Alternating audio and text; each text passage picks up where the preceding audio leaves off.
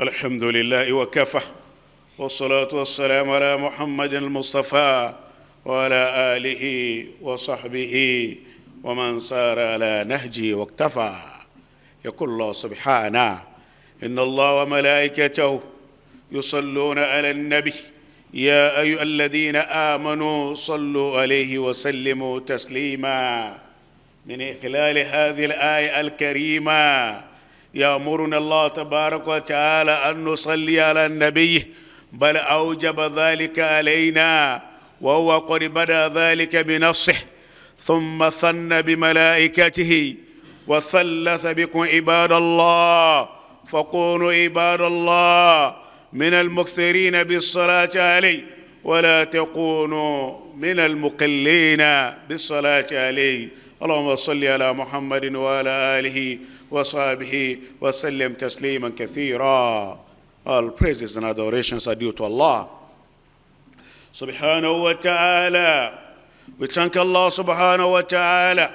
We praise Him Almighty. May peace and benediction of Allah subhanahu wa ta'ala be upon Prophet Muhammad sallallahu alayhi wa sallam, his household, his companions, and those who follow his path till the day of judgment. Dear great brothers and sisters in Islam, fear Allah subhanahu wa ta'ala.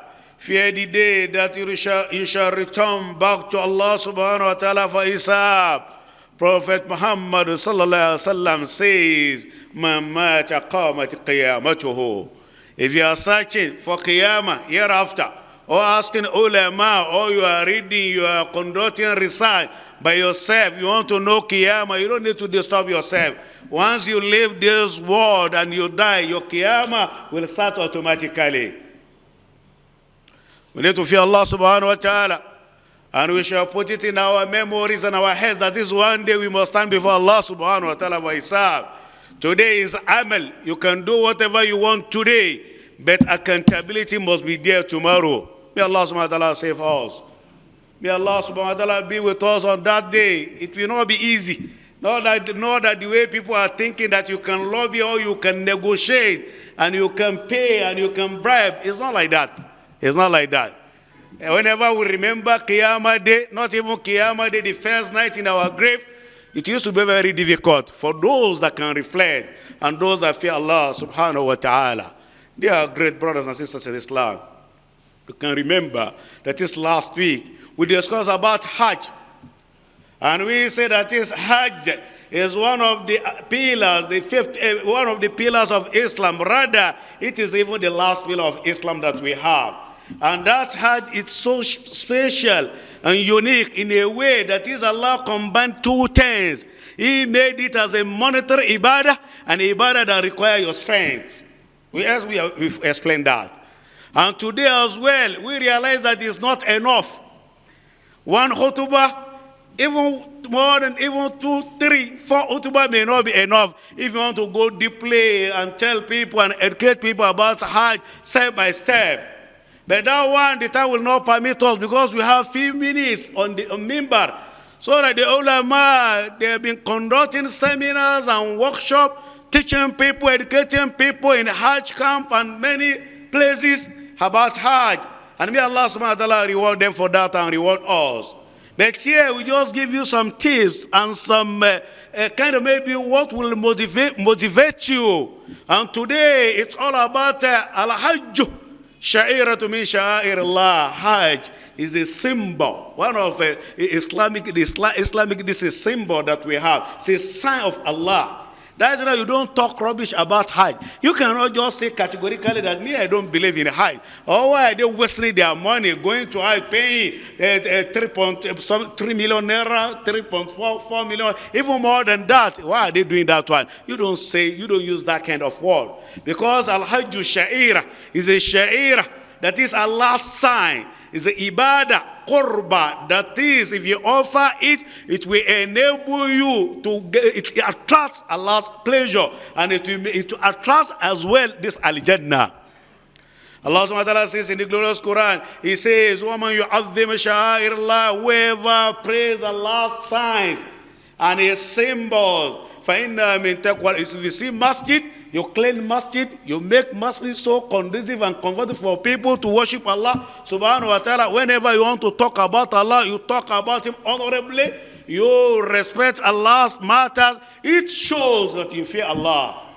And if you see somebody doing opposite of what we are saying, it means that person doesn't fear Allah subhanahu wa ta'ala. Many people can pretend today, they can deceive, they can claim and tell people that we fear Allah. Rather, Allah is not with them. And rather, they are not with Allah. So that the Hajj, min taqwa al-qulub, it shows you fear Allah subhanahu wa ta'ala. And it shows the level of your taqwa. Allah subhanahu wa ta'ala loves Hajj. To the extent, Allah subhanahu wa ta'ala gave Hajj a particular surah. Allah. And let me tell you, name surah. We have about 114 surah, right? Chapters in the Quran. Name surah, we call it under Sharia law tawqifi. It's beyond human capacity.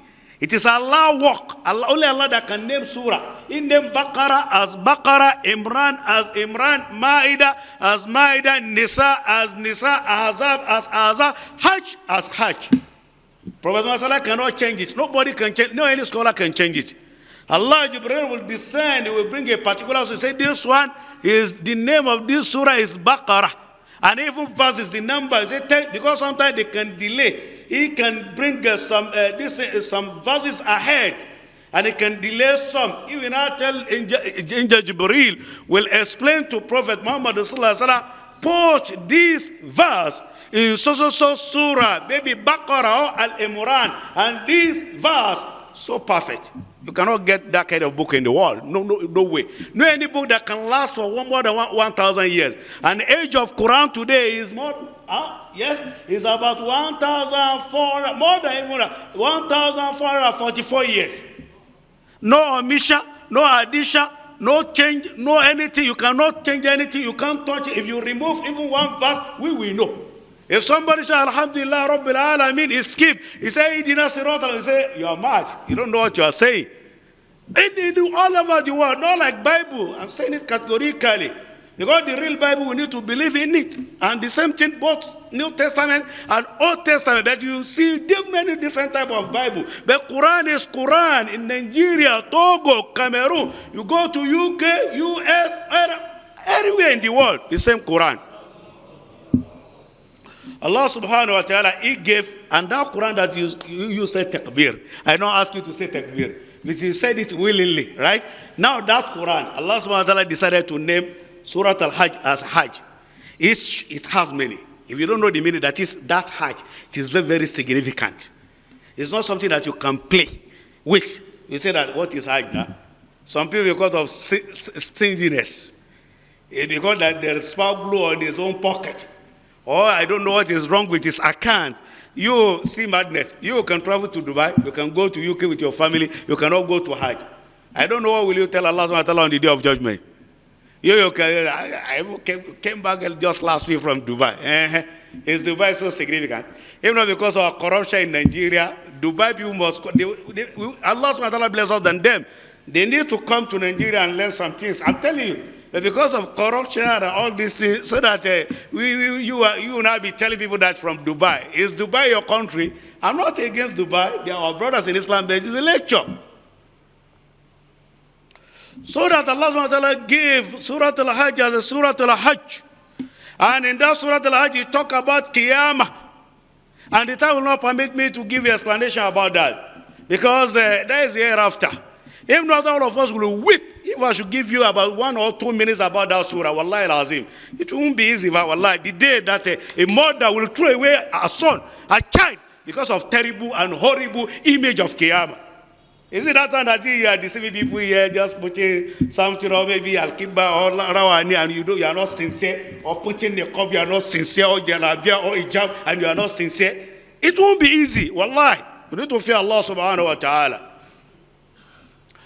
And this Hajj, Allah said it was written in the hadith, Ali ibn Abi Talib, from Sunan al-Tirmizi. If you want to get it, you can write it down if you want, from Sunan al-Tirmizi, and Al-Bayhaqi, Al-Bazzar, and Tabari, in his own tafsir. You know tafsir of Imam Tabari, Ibn Jarir Tabari. Ali narrated He said that Prophet Muhammad Sallallahu said, that is, if Allah subhanahu wa ta'ala bless you, man malaka zadan wa rahila, you have money. You have money. Zad in Arabic is a money or food or what you can use to travel. You have what you can keep for your family, and you have the one that you are going to spend in Saudi Arabia. Don't go to Saudi Arabia and be begging. And I say, from which country? Say, from Nigeria.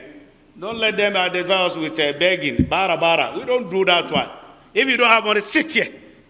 Hajj is not obligatory upon you because you don't have money. Sit here and eat your tuwo or eat your amala or gari, and Allah will love you. It's not obligatory upon you to go there and be begging and say, where are you from? Say, from Nigeria. Are we teaching people begging in our country, or we are beggars? We are not. Even Allah subhanahu wa ta'ala, He bless us, that these people are not beggars. Rather, they are the one that they are just tarnishing their image. Rather, they are the one that you're just trying to tarnish this in their image. Allah subhanahu wa ta'ala, He loves us as a country, but we don't love ourselves. You know, Malak Azad could be interpreted in Arabic or in English as a food or money or your luggage, your clothes, something, or your medicine that you use to travel from one place to another place. The Prophet says, if you have that one. And under that hadith, let me give you some explanations and some tapes. Now you are owing. There is debt. And you want to travel to Hajj. And that debt can even consume your Hajj fare 3 times. If you go to Hajj, you're a criminal. You have to clear that debt. Except you have only one chance. You have to call the person and talk to him that, I want to go and perform Hajj. Can you allow me? I'm expecting some money. If I come back, I will pay you. If he said no problem, go. If he didn't say so, if you even die in Mecca, I'm telling you, you are in trouble. Not that the way people are thinking, or you go and steal money, or you do this thing. They say, let me just go to Allah's house. Allah will purify my sins. Well, Allah will not purify anything. Rather, we will punish you more. That is reality. Warahila, and you have money to pay, to buy ticket. To pay. That's about 3 million naira. Or more international, 4, up to even 10. You know, Nigeria, 15. Even so, I saw one, even 18 million naira. Only him. Only you traveling to Hajj, 18 million naira. And still some members of your family, your relatives are still suffering. Some, they don't even have 50,000 naira capital. What will you tell Allah? Even a part of that one, what of your jama and your masjid? Some people are still suffering. Somebody just wants you to help him. You can't. You refuse to help and you have that one now. You are a VIP. Try to serve as a VIP before Allah. That's the most important thing. Then we are VIP now. Going there spending serious money, but when it comes to humanity, you don't spend, you just be giving little money. Just what do they call it? Peanut bar. The one that cannot even relate it, you cannot even appreciate it at all. It is very, very wrong. And the Prophet said that and you refuse, you did not go for Hajj. You don't want to spend your money, or you are afraid, you don't want to leave your comfort, your wife, and your family and your children. Say, how will I go to Saudi Arabia, that desert, and go and spend the Nigeria weather is even better than their own. Going there and spend 1 month or more than 1 month? No, me, I cannot do that one. And you decided not to go. In this hadith, it said that is فَلَا عَلَيْهِ أَنْ يَمُوتَ نَصْرَانِيَّ أَوْ يَهُودِيَّ. He said, Allah doesn't care about you. If you like, die as a Yahud, die as a Christian, die as a kafir, you're on your own. He said, and the reason why, that is we are saying so, Allah subhanahu wa ta'ala says, وَلِلَّهِ عَلَى النَّاسِ حِجُّ الْبَيْتِ مَنِ اسْتَطَاعَ إِلَيْهِ سَبِيلًا. Because Hajj is obligatory upon whoever that can afford, and you know the conditions attached to Hajj. This hadith is not authentic anyway. But somebody may ask me that, why did you bring it? Yes. The ulama, the preachers, imams, they are allowed to bring some hadiths that are not really, maybe they are weak somehow, but to motivate people. And the reason why I brought it is to explain to people that this hadith that I just mentioned and I just explained is a weak hadith. Even Al-Imam Tirmidhi, he said garib, that is hadith da'if, that is weak hadith. But we get something that can make that hadith to make it so strong and strong. They say this hadith, if you want to classify it as a hadith sahih, that is to our Gapawata, that's a Prophet Muhammad sallallahu alaihi wasallam, is not genuine. But if you want to classify it as mawquf, that is the saying of the companions of Prophet Muhammad sallallahu alaihi wasallam, he said the hadith is okay. Some ulama categorize this hadith or something that is very, very close to it that I just mentioned and explained, that it was from Umar ibn Khattab radiallahu ta'ala anhu and not from Prophet Muhammad sallallahu alaihi wasallam. And if you know Umar, his personality and the way he talks, and you look at this hadith, you will realize that it's accurately from Umar ibn Khattab radiallahu ta'ala. Look at the meaning. He said, you have money, you have all what you take to travel to Hajj, but you refuse to go to Hajj. I don't care. If you like, die as a kafir. That's the way Umar talks. That is some knowledge that the ulama need to acquire to know the science of hadith. If somebody, you see a quote, you know that this one belongs to this person because of his personality and the way he used to normally talk and the way he used to normally conduct himself. That's what we used to normally follow. But really, you are a sinner if Allah subhanahu wa ta'ala bless you and you decided not to go to Hajj deliberately. Because Allah will ask you, and don't forget that it's a pillar. It means that if you have not performed Hajj, you are missing a particular pillar. If it is for you to do Qiyamul Layl, to fast, Ya Allah, if you don't even have money, Ya Allah, take me to Hajj, you have to do it. Yes, if there is for you to save money for years, because to complete that pillar, it's very, very necessary. But let me give you glad tidings. Some of my brothers and sisters in Islam, somebody may not be happy today, say, me now, I don't have money. How can I travel to Hajj? You may not have money today, you have money tomorrow. And another thing is that you may not have money, somebody will pay for you. Yes, it happens with your dua. Somebody just come and turn to an international person. You've been local, and it's too much. Just come and travel and enter plane, go to Saudi Arabia. You also put, you see somebody there, you just put a rap, he make himself busy. After somebody paid for him, just snapping, Facebook, Instagram. That is not necessary, my brother. You can say, Alhamdulillah, thank Allah. And do tawaf, Ya Allah, give me more blessing. This one, let me come to this place again. And I ask for some of our brothers that have not visited that place as well. Allah subhanahu wa ta'ala should enable them to go there. And there are some ibadat, that is somebody, if you miss Hajj, you can observe here. And if you die, you couldn't observe Hajj, Allah subhanahu wa ta'ala will give you the reward equivalent to reward of Hajj. And rather, some Hujjaj are criminals. That is the reality. Some of them, somebody will go there and spend money, you come back, no Hajj, no reward and no money, no anything. And they know themselves. And somebody will go there, you come back with ticket of Al-Jannah. Yes, you will come back with ticket of Al-Jannah. May Allah subhanahu wa ta'ala make it easy for us. I still have some explanation, but the time will not permit me. Rather, what we need is that to pray for our government. They needed our prayer. They cannot do it alone. You should understand me. They cannot do it alone. They need guidance from Allah subhanahu wa ta'ala. And we also as the citizens, we need to, our mindset is somehow, we need to change our way and the way we do things and the way we conduct ourselves. It is very, very wrong. Some things that are happening, and we talk indirectly, not so directly, because we don't want to say anything about a new era, so that we are with them. Whereas a Muslim ticket, if they disappoint us, that is Islam. So that we need to pray for them. May Allah subhanahu wa ta'ala be with him. And may Allah subhanahu wa ta'ala guide him. And may Allah subhanahu wa ta'ala give him good team and cabinet. Only one person cannot change this country. Nigeria is beyond that. More than 200 million people, you want one person to change you. Impossible. It's a team. And if you are talking about team, not only minister. Some ministers are not ministers. Do you understand me? Not only, even you have to be among those people that will decide that from my own side, I want this country to be changed. Not that the way we are thinking that is for me to just get money. You during cash scarcity. You now, because somebody want to collect 5,000 naira from you, you are charging that person 2,000 naira. Is it Baba Buhari that asked you to do that one? That is a crime. Now that they are selling fuel, 1 liter, close to 600 or more than that, is he the one that asked you to do that one? Did he say so? You are the one. Rather, and he is not going to buy any fuel. Rather, everything is comfortable. You are the one that will survive. Nobody will survive. Rather, we need to even pray for ourselves. That, Ya Allah, guide us. Because some of our attitude and the way we operate in this country is so bad. It's a money. And if you die today, that money is not useful. They don't spend dollar in your grave. They no naira, no pounds, no real. They don't spend any amount there. Rather, they spend the rewards there in your grave. We need to be very, very careful.